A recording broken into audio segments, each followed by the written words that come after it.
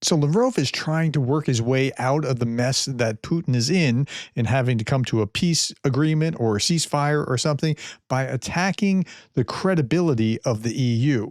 I'll tell you how this works in just a moment. I have three big stories for you right now, and this is the first. But before I get to that, I want to give you an update. The update was to what we talked about this morning. Now Warsaw is issuing a protest. We're going to protest after a Russian Shahed drone falls on Polish territory. That just happened today. Here we are, Poland to lodge protest with Moscow after a drone explosion near Warsaw. It wasn't real close to Warsaw, but it's still 100 kilometers in over the Belarusian border. The army first denied a breach, but prosecutors later said the wreckage was a military drone, leading Warsaw to accuse Russia and to prepare a formal protest. And nothing will happen. I talked about it this morning. Putin laughs at NATO's red line as the West drafts another memo. Another memo. It's a formal protest. Nothing will happen. And this is why Lavrov thinks he can do what he's doing now. Okay, so this is the first of the three big stories. So the Italian Prime Minister, Meloni, has proposed providing Ukraine with security guarantees without a NATO membership. Okay, you're still going to get the same effect, but it's not part of NATO, so it's kind of splitting the difference. She advocates for obligating Ukraine's allies to agree on military support within 24 hours if the conflict with Russia resumes after they have settled. The agency describes this format as NATO light. Okay, so it's kind of a good idea in a sense of like still giving them what they need without giving them technical NATO whatever. It's still going to come from NATO countries and that sort of thing. Putin doesn't like it. Putin doesn't want any boots on the ground in Ukraine from Western countries that make it in any way stronger. Sweden's already taking part in this. According to their prime minister, they can provide various types of aerial surveillance and naval capabilities. Estonia is ready to send a company of peacekeepers to Ukraine, according to their prime minister. And yeah, so where does that leave Russia? Well, Dmitry Medvedev is saying this about Macron, and because Macron's talking about this kind of thing as well.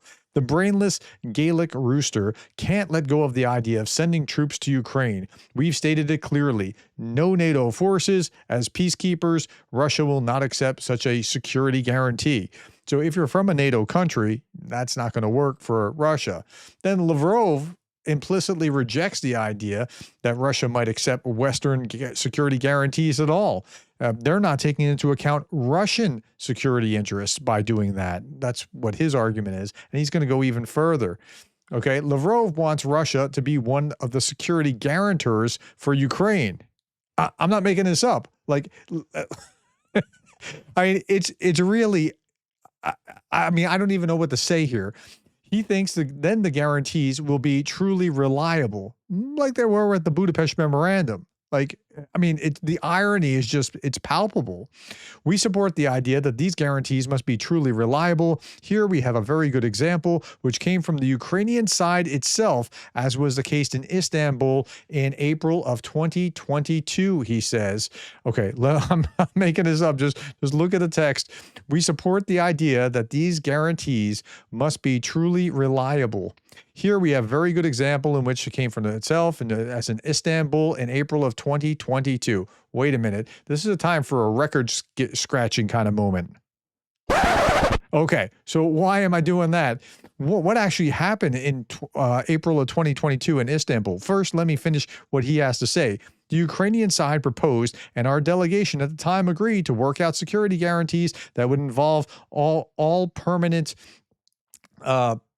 members of the UN Security Council.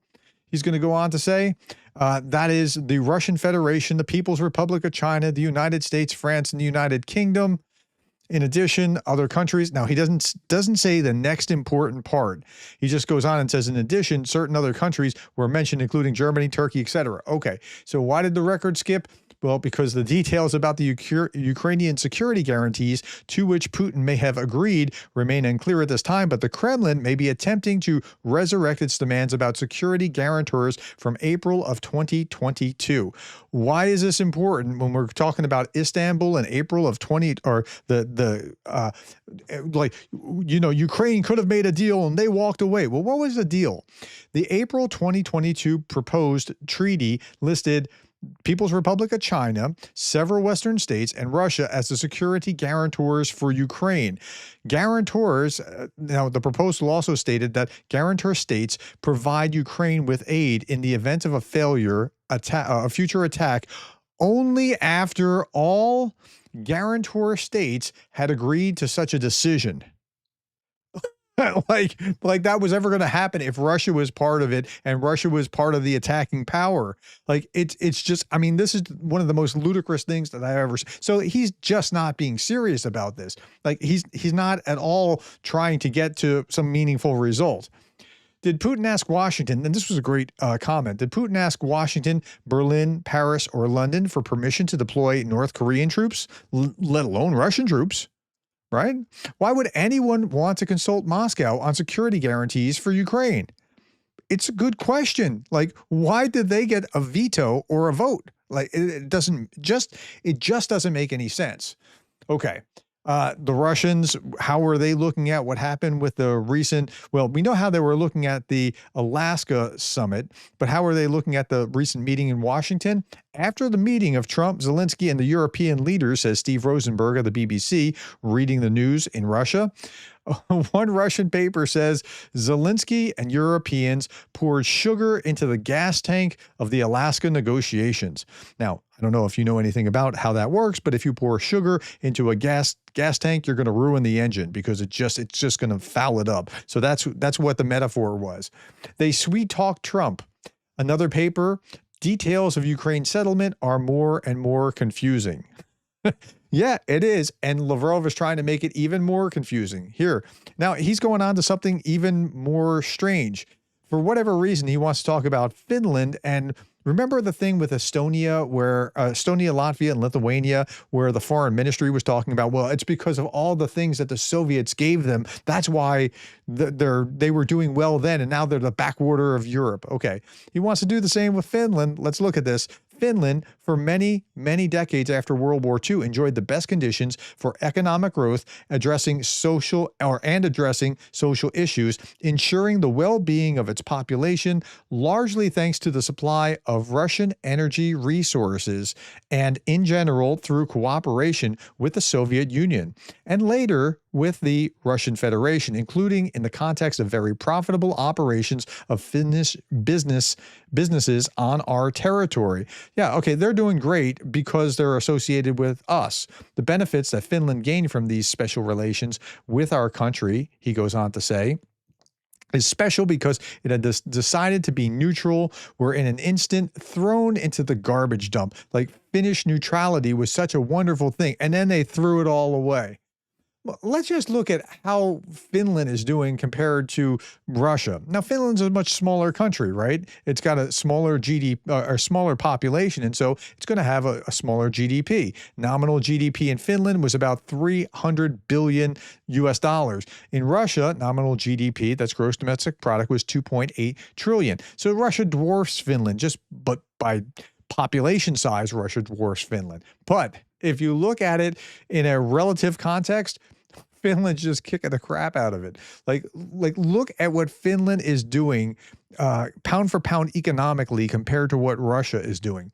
Some numbers. Finland, GDP per capita is 54,000. That's the gross domestic product divided by the number of people in the country. Russia, it's 14,000. No contest.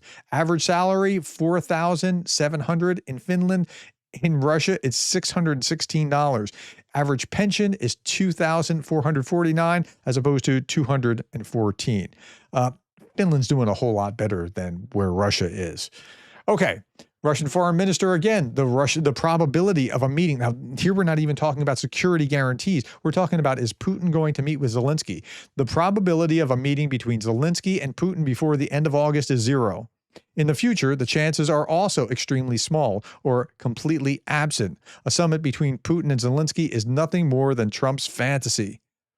Okay, so like he's not having this at all. And so Putin's sending out Lavrov to do his dirty work here. Okay, next big story. Let's talk about this.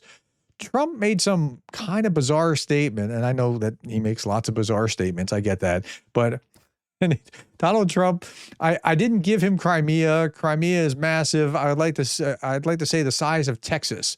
Okay, and then I was like, okay, I don't see the site here. St. Javelin's pretty reliable, but I didn't see the site, so I went out searching for it on my own. Here it is, another place. Trump claims media would chase him for 20 years if he surrendered Crimea. If I gave up that land, I would be on the front page of every paper for the next 20 years, U.S. President Donald Trump said. So, like, I didn't do it. Barack Obama did. He also noted that the media barely mentioned that Crimea was occupied during Barack Obama's presidency. And then he says, Trump said that Crimea is roughly the size of Texas. No, it's not the size of Texas. Okay, so here's a map of the United States. U.S. state that is roughly the same size as Crimea is Maryland. So if you look at this state here, Maryland, that is roughly the size of Crimea. Now, Texas is roughly the size of Ukraine, give or take a little bit, but it's good enough for government work, right?